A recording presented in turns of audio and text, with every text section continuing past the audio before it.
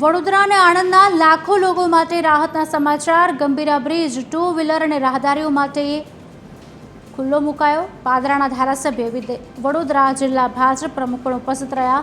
મહીસાગર માની પૂજા અર્ચના કરી બ્રિજ વિધિવત રીતે ખુલ્લો મુકાયો। બ્રિજ ખુલ્લો મુકાતા રાહદારીઓ નોકરિયાત વર્ગને મોટી રાહત મળી। હાલમાં બ્રિજ પર ભારે વાહનોને પસાર થવાની મનાઈ।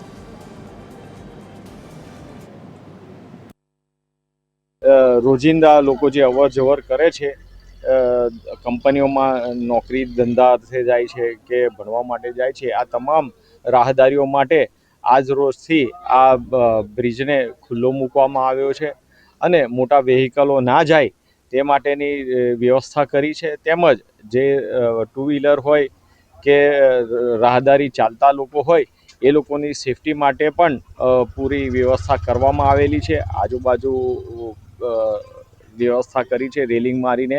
હું ઘણા સમયથી અહીંયા નોકરી જ કરું છું સેન્ટ કંપનીમાં અરોમામાં, અને મારે જવું હતું ઘરે પણ લોંગ ટાઈમ પડતો હતો એટલે હું નહોતો જતો। અત્યારે આ બ્રિજના કારણે હું અત્યારે પહેલી વાર જઈશ અને સારો છે। અત્યારે બ્રિજ બી કમ્પ્લીટ થઈ ગયો છે અને આજે મુહૂર્ત બી છે અને આજે મારો નંબર પણ લાગી ગયો જવા માટે। કેટલા ટાઈમથી જવાનું વિચારતો હતો।